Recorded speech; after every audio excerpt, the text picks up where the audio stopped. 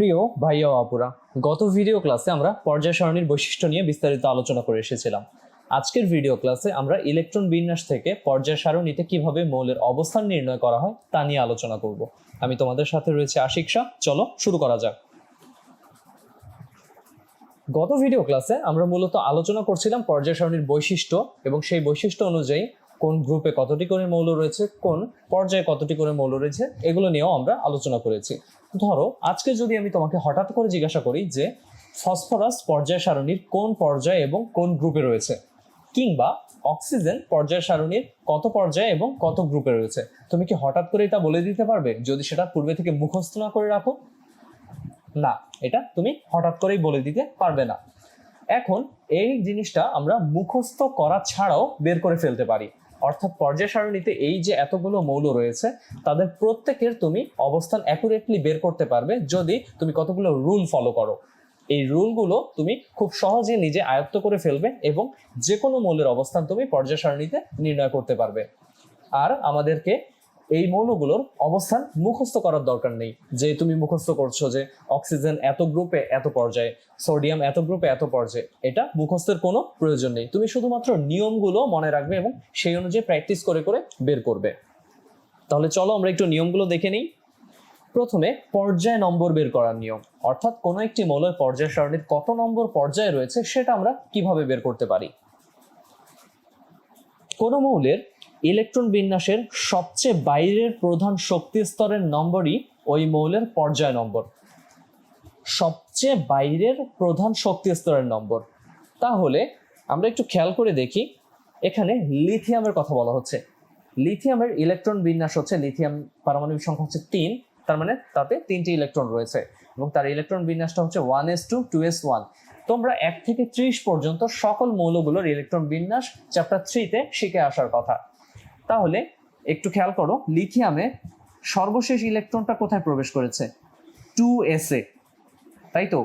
এখন 2s এই অরবিটালটা কত নম্বর প্রধান শক্তি স্তরে? এটা হচ্ছে 2 নম্বর প্রধান শক্তি স্তরে, এজন্য এটা কি 2s হয়েছে। তো যেহেতু লিথিয়ামের ইলেকট্রন বিন্যাসে আমরা দেখতে পাচ্ছি যে তার সবচেয়ে বাইরের শক্তি স্তরটা হচ্ছে 2 নম্বর শক্তি স্তর, তাই লিথিয়াম 2 নম্বর পর্যায়ের মৌল। অর্থাৎ এখানে আমি যদি একটা সংক্ষেপে একটা ছবি এঁকে দেখাই তোমাকে, ধরো তুমি লিথিয়াম নিয়ে আলোচনা করছো, এটা হচ্ছে তার প্রথম শক্তি স্তর যেখানে 2টি ইলেকট্রন রয়েছে, আর এটা হচ্ছে তার দ্বিতীয় শক্তি স্তর যেখানে 1টি ইলেকট্রন রয়েছে, তাই তো? তার মানে পর্যায় সারণীতে মৌলগুলোর পর্যায় বের করার জন্য তোমাকে খেয়াল করতে হবে যে তার শেষ যে কক্ষপথটা, শেষ যে প্রধান শক্তি স্তরটা, তার নাম্বারটা কত। এর নাম্বারটা তুমি যখন জানতে পারবে, এই নাম্বারটাই হচ্ছে কি, এই নাম্বারটাই হচ্ছে তার পর্যায় নাম্বার। ধরো কোনো একটি মৌলের বাইরের শক্তি স্তরটা 4 নম্বর শক্তি স্তর, তাহলে সে 4 নম্বর পর্যায়ে অবস্থিত। যদি কারো শক্তি স্তর শেষ শক্তি স্তরটা হয় তৃতীয় শক্তি স্তর কিংবা পঞ্চম শক্তি স্তর, তাহলে তার পর্যায়টা হবে 3 নম্বর পর্যায়ে বা 5 নম্বর পর্যায়ে। পরের উদাহরণটা দেখো, এখানে পটাশিয়ামের কথা বলা হচ্ছে। তো পটাশিয়ামের ইলেকট্রন বিন্যাস কত? পটাশিয়ামের পারমাণবিক সংখ্যা হচ্ছে 19, তার মানে তার ইলেকট্রন বিন্যাসটা দেখতে হবে এরকম 1s2 2s2 2p6, এরপরে 3s2 3p4 4s1। তোমাদের কি মনে পড়ছে যে কেন আমরা 3p-তে স্থান হওয়া সত্ত্বেও এই ইলেকট্রনটাকে দিলাম না? হ্যাঁ, আমরা sp-df-এ আউফবাউ যে নীতিটা, অর্থাৎ ইলেকট্রন কিভাবে প্রবেশ করবে শক্তির ক্রমবিন্যাস অনুযায়ী অরবিটালে, সেটা অনুযায়ী আমরা শিখে এসেছিলাম যে পটাশিয়ামের ইলেকট্রন বিন্যাসটা হবে এরকম দেখতে। তাহলে এখানে আমরা প্রথম শক্তি স্তরে পাচ্ছি 2টা ইলেকট্রন, দ্বিতীয় শক্তি স্তরে পাচ্ছি 2 যোগ 6 মানে 8টি ইলেকট্রন, তৃতীয় শক্তি স্তরে 2 যোগ 4 তার মানে কয়টি? 6টি ইলেকট্রন, এবং শেষ শক্তি স্তরে রইল 1টি ইলেকট্রন। তাহলে 2 8 6 কতটি? এখানে আমরা পাচ্ছি 10টি ইলেকট্রন, এবং এখানে আমরা পাচ্ছি 3s2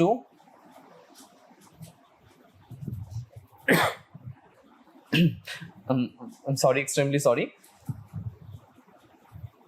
এখানে আমরা পটাশিয়ামের ইলেকট্রন বিন্যাসটা একটু ঠিক করে নেই, এখানে প্রিন্টে ভুল এসেছে।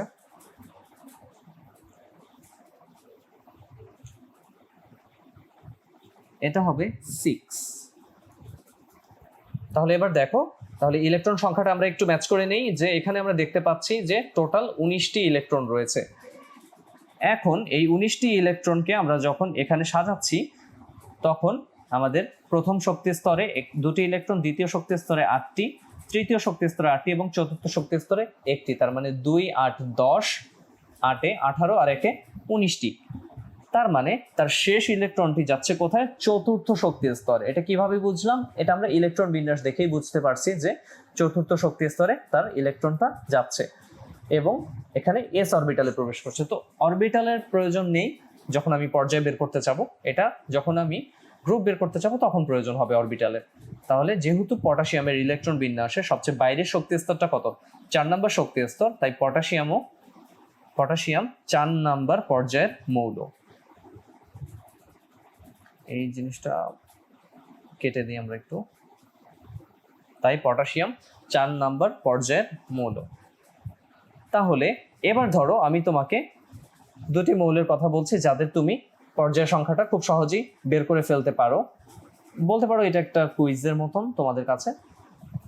তুমি বলবে ভাইয়াকে যে সিলিকন সে কত নম্বর পর্যায়ে অবস্থিত, আর আরেকটা উদাহরণ সেটা হচ্ছে ফ্লোরিন। ঠিক আছে, এই 2টি মৌল কত নম্বর পর্যায়ে অবস্থিত তোমরা এখন খুব সহজেই সিলিকনের ইলেকট্রন বিন্যাসটা লিখে ফেলো, ফ্লোরিনের ইলেকট্রন বিন্যাসটা লিখে ফেলো, তাহলেই তোমরা খুব সহজে তার পর্যায়টা বের করতে পারবে। এবার আমরা চলে যাব তার গ্রুপে। আচ্ছা, গ্রুপে যাওয়ার আগে এখানে একটু দেখে নিই আমরা যে একটু আগে যে পর্যায়টা নিয়ে আমরা আলোচনা করছিলাম যে এ হচ্ছে দ্বিতীয় পর্যায়ে। হ্যাঁ, এই যে লিথিয়াম দ্বিতীয় পর্যায়ে আমরা দেখতে পাচ্ছি, বা পটাশিয়াম চতুর্থ পর্যায়ে, এই যে পটাশিয়াম চতুর্থ পর্যায়ে, এই অংশটা আমাদের পর্যায় সারণী থেকে তুলে নেওয়া হয়েছে। এবার আমরা চলে যাব গ্রুপ নাম্বার বের করার কয়েকটি নিয়ম রয়েছে। প্রথম নিয়মটা হচ্ছে কোনো মৌলের ইলেকট্রন বিন্যাসের বাইরে প্রধান শক্তি স্তরে যদি শুধু এস অরবিটাল থাকে, তবে ওই এস অরবিটালের মোট ইলেকট্রন সংখ্যাই হবে ওই মৌলের গ্রুপ নাম্বার। তার মানে কোনো মৌলের ইলেকট্রন বিন্যাসের শেষ শক্তি স্তরে এস অরবিটালে ইলেকট্রন প্রবেশ করতে পারে, আরো কিছু ইলেকট্রন থাকলে সেটা পিতে যাবে, এরপরে ডিতে যাবে, এরকম বিষয়টা। কিন্তু এমন সংখ্যক ইলেকট্রন যদি থাকে যে শেষ শক্তি স্তরের এস অরবিটাল পর্যন্তই শেষ হয়ে গেল, সেক্ষেত্রে বলা হচ্ছে যে কোনো মৌলের ইলেকট্রন বিন্যাসের যদি বাইরের প্রধান শক্তি স্তরটাতে, মানে সর্বশেষ শক্তি স্তর বোঝানো হচ্ছে, শুধু যদি এস অরবিটাল থাকে, তবে ওই এস অরবিটালের মোট ইলেকট্রন সংখ্যাই হবে ওই মৌলের গ্রুপ নাম্বার। একটা উদাহরণ আমরা দেখে নিই। এখানে হাইড্রোজেনের কথা বলা হচ্ছে। হাইড্রোজেনের পারমাণবিক সংখ্যা হচ্ছে 1, তার ইলেকট্রন বিন্যাসটা হচ্ছে 1s1। এখানে এস অরবিটালে কয়টি ইলেকট্রন প্রবেশ করেছে? এস অরবিটালে এখানে একটি ইলেকট্রন আছে, তার মানে হাইড্রোজেনের গ্রুপ বা শ্রেণী নম্বরটা হচ্ছে 1। এখন হাইড্রোজেনের ক্ষেত্রে তার প্রধান শক্তি স্তর হচ্ছে একটি, খুব সহজে আমরা বের করতে পারলাম। আমরা লিথিয়ামেরটা একটু দেখি। লিথিয়ামের ক্ষেত্রে তার ইলেকট্রন বিন্যাসটা কত?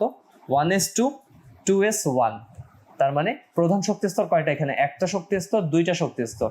এবং তার বাইরের শক্তি স্তর কোনটা হবে? সবচেয়ে বাইরের প্রথমটা নাকি দ্বিতীয়টা? অবশ্যই দ্বিতীয়টা। তো এই দ্বিতীয় শক্তি স্তরে এস অরবিটালে কয়টি ইলেকট্রন রয়েছে? এখানে একটি। তার মানে লিথিয়ামের গ্রুপ নাম্বারটাও হবে 1। এখানে খেয়াল করো, আমরা দেখতে পাচ্ছি যে হাইড্রোজেনের গ্রুপ নাম্বারটা কত? 1। উপরে গ্রুপ নাম্বার, লিথিয়ামের গ্রুপ নাম্বারটা কত? 1। ঠিক আছে, তাহলে এভাবে আমরা বের করতে পারি। এখন ধরো তোমাকে আমি আরেকটা মৌলের কথা এখানে নির্ণয় করতে বললাম। ধরো সেটা হতে পারে বেরিলিয়াম। বেরিলিয়ামের ক্ষেত্রে তার ইলেকট্রন বিন্যাস কিরকম হবে? 1s2, 2s2। তার মানে তার শেষ যে বাইরের যে শেলটা, বাইরের যে প্রধান শক্তি স্তরটা, সেটা কত? দ্বিতীয় শক্তি স্তর। ঠিক আছে, সেখানে কি শুধু এস অরবিটালই আছে এবং সেখানে ইলেকট্রন সংখ্যা কত? 2। তার মানে বেরিলিয়াম কত নম্বর গ্রুপে অবস্থিত? বেরিলিয়াম গ্রুপ 2-তে অবস্থিত। তাহলে নিয়ম 1 অনুযায়ী আমরা খুব সহজেই এই নিয়মের আওতায় যেই মৌলগুলো পড়ছে তাদের গ্রুপটা বের করে ফেলতে পারবো। এরপরে আমরা দ্বিতীয় নিয়মটা একটু দেখে নেই। দ্বিতীয় নিয়মে বলা হচ্ছে কি? এখানে বলা হচ্ছে যে কোনো মৌলের ইলেকট্রন বিন্যাসে বাইরের প্রধান শক্তি স্তরে যদি শুধু এস ও পি অরবিটাল থাকে, তবে ওই এস ও পি অরবিটালের মোট ইলেকট্রন সংখ্যার সাথে 10 যোগ করলে যে সংখ্যাটা পাওয়া যায়, সেই সংখ্যাটাই হবে ওই মৌলের গ্রুপ নাম্বার। একটা উদাহরণ দেখি আমরা। এখানে আমরা বোরনের উদাহরণ দেখতে পাচ্ছি যে বোরনের ইলেকট্রন বিন্যাস 1s2 2s2 2p1। হ্যাঁ, বোরন হচ্ছে এমন একটা মৌল যার পারমাণবিক সংখ্যা হচ্ছে 5। তাহলে আমরা দেখতে পাচ্ছি প্রথম শক্তি স্তরে ইলেকট্রন রয়েছে দুটি, দ্বিতীয় শক্তি স্তরে রয়েছে তিনটি ইলেকট্রন, যার দুইটি রয়েছে এস এ আর একটি রয়েছে পিতে। তাহলে বোরনের বাইরের শেলের যে এস এর দুইটা ইলেকট্রন, এটা হচ্ছে সেই দুই, তারপরে পিতে একটা 1 2 + 1, এর সাথে কত যোগ করতে হবে? 10 যোগ করতে হবে। তাহলে দাঁড়ালো কত? 13। তার মানে বোরনের গ্রুপ নাম্বারটা হবে কত? 13। এবং তুমি খেয়াল করে দেখো যে এখানে বোরনের গ্রুপ নাম্বারটা কিভাবে 13 হচ্ছে। এই যে এবার এখান থেকে যদি আমি আরেকটা উদাহরণকে তুলে নিই, যেমন ধরো তুমি এখানে সিলিকনকে তুলে নিতে পারো। সিলিকনের ক্ষেত্রে তার ইলেকট্রন বিন্যাসটা আমরা একটু লিখে নিই। সিলিকনের পারমাণবিক সংখ্যা হচ্ছে 14। তার মানে 1s2 2s2 2p6। তার মানে 10টা ইলেকট্রন হলো। আর কয়টা ইলেকট্রন? আরো 4টা ইলেকট্রন, 3s2 এবং 3p2। এখানে তার গ্রুপ নাম্বারটা হিসাব করার জন্য আমার কি লাগবে দেখো, তার বাইরের যে শক্তি স্তরটা সেখানে এস আর পি দুইটা অরবিটালই আছে। এখানে এস এ রয়েছে দুইটা ইলেকট্রন, যোগ পিতে রয়েছে কয়টা? দুইটা ইলেকট্রন, যোগ 10, তার মানে 14। একটু খেয়াল করে দেখো তো সিলিকনের গ্রুপ নাম্বারটা কত? 14। তাহলে এই নিয়ম 2 নম্বর নিয়ম অনুযায়ী আমরা কোনো মৌলের বাইরের প্রধান শক্তি স্তরে যখন এস ও পি অরবিটাল থাকবে তাদের ক্ষেত্রে আমরা বের করতে পারবো যে সে কোন গ্রুপের মৌল।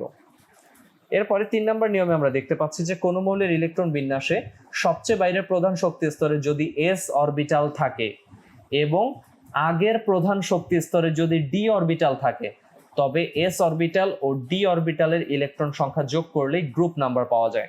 এটা কিরকম? এটা একটু খেয়াল করো। আয়রনের কথা চিন্তা করি আমরা। আয়রনের ক্ষেত্রে তার ইলেকট্রন বিন্যাসটা এরকম, যেখানে তার শেষ যে প্রধান শক্তি স্তর সেটা কত? 4 নম্বর শক্তি স্তর, তার এস অরবিটাল রয়েছে এবং তার আগের প্রধান শক্তি স্তর 4-এর আগের প্রধান শক্তি স্তর কত? 3 নম্বর শক্তি স্তর এবং সেখানকার ডি রয়েছে। একটু আগে যে মৌলগুলো তুমি দেখছিলে সেখানে কি কোন একটা 2 নম্বর বা 1 নম্বর নিয়মে তুমি দেখছিলে কি বাইরের শক্তি স্তরে এস এ ইলেকট্রন থাকলে বা এস ও পি তে ইলেকট্রন থাকলে, কিন্তু এবারকার নিয়মটা কিন্তু সবচেয়ে ভিন্ন একটা নিয়ম। এটা কি? যে কোন মৌলের সবচেয়ে বাইরের প্রধান শক্তি স্তরে এস অরবিটালে ইলেকট্রন থাকলে এবং কি তার আগের প্রধান শক্তি স্তরে ডি অরবিটালে ইলেকট্রন, তাই তো? এই 2 অরবিটালের অস্তিত্ব এবং সেখানে ইলেকট্রনের উপস্থিতি, এদের যোগফলটাই হবে কি ওই মৌলের গ্রুপ নাম্বার। তাহলে এখানে আয়রনের বাইরের শক্তি স্তরে এস অরবিটাল, তার আগের শক্তি স্তরে ডি অরবিটাল আছে এবং এখানে ডি অরবিটালে রয়েছে 6টি ইলেকট্রন, এস অরবিটালে রয়েছে 2টি ইলেকট্রন। কাজেই আয়রনের গ্রুপ নাম্বারটা কত? 6 + 2 = 8। খুব সিম্পল। অনুরূপভাবে তোমাকে যদি আমি একটা প্র্যাকটিস করতে দেই, তুমি জিঙ্কের কথা চিন্তা করো। জিঙ্ক কত? জিঙ্ক হচ্ছে 30। জিঙ্কের ইলেকট্রন বিন্যাসটা তুমি যদি লক্ষ্য করো, এটা কত? এটা হচ্ছে 3d10 আর 4s2। তাহলে তুমি খুব সহজে বের করতে পারছো তার গ্রুপ নাম্বারটা কিরকম। শেষ বাইরের শক্তি স্তর সেখানে ইলেকট্রন মানে তার এস অরবিটাল এবং তার আগের শক্তি স্তর মানে তৃতীয় শক্তি স্তর সেখানে ডি অরবিটাল এবং এখানকার এস ও ডি অরবিটালে যথাক্রমে রয়েছে 2টি এবং 10টি ইলেকট্রন। ঠিক আছে, তাহলে 2 + 10, জিঙ্কের অবস্থান হচ্ছে কত? 12 নম্বর গ্রুপে। এই যে খেয়াল করো, এখানে আমরা আয়রনেরটা দেখতে পাচ্ছি যে এখানে আমরা আয়রনেরটা দেখতে পাচ্ছি যে আয়রনের এখানে গ্রুপ নাম্বারটা হচ্ছে 8। এবার আমি যদি তোমাকে বলি যে আয়রনের পর্যায় নাম্বারটা কত, মুখে মুখে বের করে ফেলি। এখানে 1 2 3 4, চতুর্থ শক্তি স্তর। বাইরের শক্তি স্তর সবচেয়ে শেষ শক্তি স্তর কোনটা? চতুর্থ শক্তি স্তর। তার মানে আয়রনের পর্যায়টা হবে চতুর্থ পর্যায়। তোমাদের বইয়ে একটা বড় ছক রয়েছে এবং সেই ছকে তোমাদেরকে বলা হচ্ছে, মানে সেখানে দেখিয়ে দেওয়া আছে যে 1 থেকে 30 পারমাণবিক সংখ্যা বিশিষ্ট যে মৌলগুলো রয়েছে তাদের গ্রুপ এবং পর্যায় বের করাটা। ঠিক আছে, তো আমিও এখানে কি সেটাকে উল্লেখ করব, কিন্তু তোমাদের বইয়ে ওই ছকে কয়েকটা মৌলের ইলেকট্রন বিন্যাস অনুযায়ী মৌলের পর্যায় এবং গ্রুপ নাম্বারটা দিয়ে দেওয়া নেই। আমি আমাদের এই ভিডিও ক্লাসে আজকে সেগুলো সহ নির্ণয় করে দেখাবো। তাহলে চলো দেখে নেই। প্রথমে খেয়াল করো, এখানে আমরা পারমাণবিক সংখ্যা 1 থেকে 14 পর্যন্ত মৌলকে দেখতে পাচ্ছি, অর্থাৎ হাইড্রোজেন থেকে সিলিকন পর্যন্ত এখানে রয়েছে। প্রথমে ইলেকট্রন বিন্যাস দেখবো, তারপরে পর্যায় নাম্বার, তারপরে গ্রুপ বা শ্রেণী নাম্বার। হাইড্রোজেনের ইলেকট্রন বিন্যাস আমরা দেখে এসেছি 1s1। পর্যায় নাম্বার কিভাবে ইন্ডিকেট করা হয়, তার প্রধান শক্তি স্তর কত, তার সর্বশেষ প্রধান শক্তি স্তরটা কত, 1 নাম্বার, তার মানে এটা হচ্ছে হাইড্রোজেনের পর্যায়। গ্রুপ কিভাবে বের করব, কোন একটা মৌলের গ্রুপ বের করতে গেলে তোমাকে 3টা নিয়ম, 3টা রুল মাথায় রাখা লাগবে। এখানে প্রথম রুল খাটছে কেন, কারণ শেষ প্রধান শক্তি স্তরে এস অরবিটাল থাকলে, আয়রনের হাইড্রোজেনের তো একটাই প্রধান শক্তি স্তর, এটাই শেষ, এটাই প্রথম বলতে পারো। তাহলে এখানে এস অরবিটাল আছে, এখানে কয়টা ইলেকট্রন, একটা ইলেকট্রন, তার মানে নিয়ম 1 অনুযায়ী এখানে গ্রুপ হবে হাইড্রোজেনের 1। হিলিয়াম হচ্ছে একটা ব্যতিক্রম মৌল, যার গ্রুপ নাম্বারটা ব্যতিক্রম অনুযায়ী তুমি পাবে।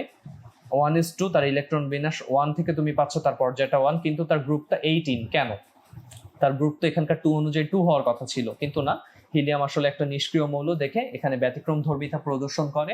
শুধুমাত্র প্রথম 30টা মৌলের মধ্যে তুমি হিলিয়ামে এই ব্যতিক্রমটা পাবে, বাকি 29টা ঠিকঠাক নিয়ম অনুযায়ী হচ্ছে।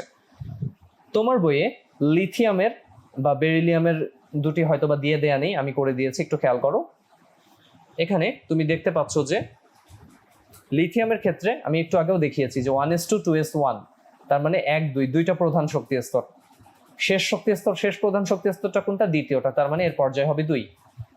এবার তার গ্রুপ কত হবে, বাহিরের শক্তি স্তরে শুধু এস অরবিটাল রয়েছে, আর কি কোনো অরবিটাল রয়েছে, নেই, তার মানে নিয়ম 1। নিয়ম 1 অনুযায়ী এখানে এস অরবিটালে একটা ইলেকট্রন, তার মানে এর গ্রুপ হচ্ছে 1। অনুরূপভাবে বেরিলিয়ামের ক্ষেত্রেও এখানে 2টা ইলেকট্রন, তার মানে নিয়ম 1 অনুযায়ী এ দ্বিতীয় গ্রুপে এবং দ্বিতীয় পর্যায়ে। আচ্ছা, বোরনেরটা খুব সহজে আমি একটু আগে দেখে এসেছি। একইভাবে কার্বনেরটা তুমি বের করতে পারবে। কিরকম, কার্বনের ক্ষেত্রে তার ইলেকট্রন বিন্যাস 1s2 2s2 2p2, কারণ কার্বনের পারমাণবিক সংখ্যা হচ্ছে 6। তাহলে এখানে প্রধান শক্তি স্তর কয়টা, 1 নাম্বার এবং 2 নাম্বার শক্তি স্তর। তাহলে বাহিরের শক্তি স্তর মানে সর্বশেষ শক্তি স্তরটা অনুযায়ী হবে, বা মোট যে শক্তি স্তর, যে কয়টি শক্তি স্তর রয়েছে তার মধ্যে যে বাইরেরটা, সেটা অনুযায়ী তার পর্যায় সংখ্যাটা আমি একটু আগে নিয়ম দেখিয়েছি। কার্বন দ্বিতীয় পর্যায়ে অবস্থিত। এরপরে তার কি বের করতে হবে, গ্রুপটা বের করতে হবে। তাহলে এটা রুল 2 অনুযায়ী পড়ছে। কেন, বাহিরের প্রধান শক্তি স্তরে এস ও পি অরবিটাল থাকলে, এখানে বাইরের প্রধান শক্তি স্তরটা কত, দ্বিতীয় শক্তি স্তর, সেখানে এস এবং পি দুইটা অরবিটালই কি রয়েছে। তাহলে রুল 2টা কি ছিল, এস এর এবং পি এর ইলেকট্রন সংখ্যার সমষ্টির সাথে 10 যোগ করতে হবে। একটু খেয়াল করো, 2 + 2 + 10 = 14, তার মানে নিয়ম 2 বা রুল 2 অনুযায়ী কার্বন 14 নম্বর গ্রুপে অবস্থিত। ঠিক একইভাবে তুমি নাইট্রোজেন, অক্সিজেন, ফ্লোরিন, নিওনেরটা বের করতে পারো। এরপরে সোডিয়ামের ক্ষেত্রে তুমি চিন্তা করো, তার 11 পারমাণবিক সংখ্যা, তার ইলেকট্রন বিন্যাস 1s2 2s2 2p6 3s1। শেষ প্রধান শক্তি স্তরটা কত, 3 নাম্বার, তার মানে পর্যায় 3। আর বাহিরের প্রধান শক্তি স্তর বা শেষ শক্তি স্তরে শুধু এস অরবিটাল রয়েছে এবং একটা ইলেকট্রন, তার মানে নিয়ম 1 অনুযায়ী এটা হচ্ছে কি 1 নম্বর গ্রুপে। অনুরূপভাবে ম্যাগনেসিয়ামেরটা তুমি বের করতে পারো যে দ্বিতীয় গ্রুপে পড়ছে। অ্যালুমিনিয়াম, সিলিকনটা ঠিক আগের মতন, অর্থাৎ আগের মতন বলতে আমি বোঝাতে চাচ্ছি যে কার্বনেরটা তুমি যেভাবে বের করে এসেছো, এখানে 3s2 3p1, তৃতীয় প্রধান শক্তি স্তর পর্যন্ত অ্যালুমিনিয়াম বিস্তৃত, তার মানে এটা হবে কি পর্যায় হবে 3। আর গ্রুপ কত হবে, যেহেতু সর্বশেষ প্রধান শক্তি স্তরে এস এবং পি অরবিটাল রয়েছে, এটা হবে রুল 2 বা নিয়ম 2 অনুযায়ী।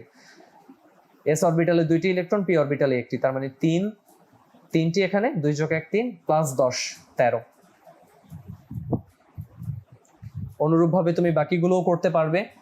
সালফারেরটা আমি এখানে বের করে দিয়েছি, এটা হচ্ছে 16 নম্বর গ্রুপে 3 নম্বর পর্যায়ে।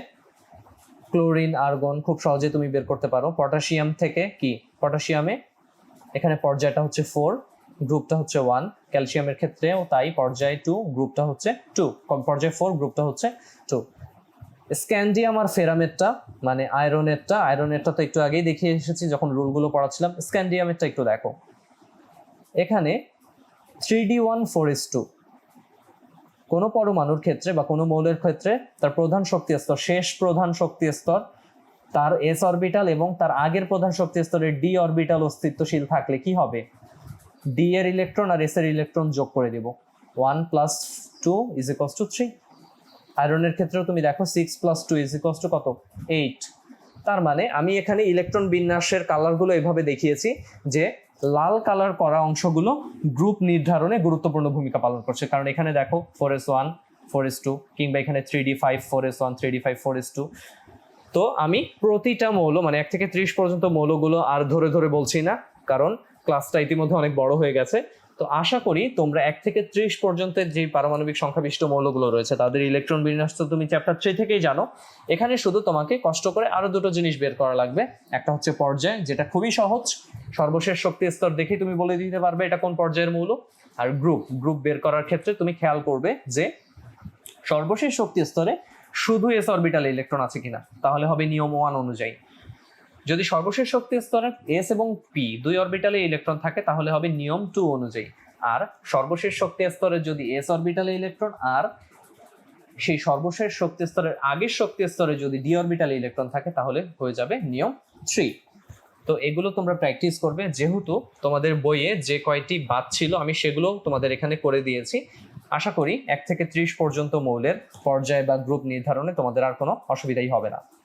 তাহলে পরবর্তী ভিডিও ক্লাসে আমরা কিছু বিবিধ টপিক নিয়ে আলোচনা করব, যেমন ইলেকট্রন বিন্যাস পর্যায় সারণীর মূল ভিত্তি, বা তুমি পর্যায় সারণীর কিছু ব্যতিক্রম এক্সেপশন দেখতে পাবে, সেগুলো নিয়ে আলোচনা করব। তাহলে পরবর্তী ভিডিও দেখার আমন্ত্রণ জানিয়ে আজকে এখানেই শেষ করছি। আল্লাহ হাফেজ।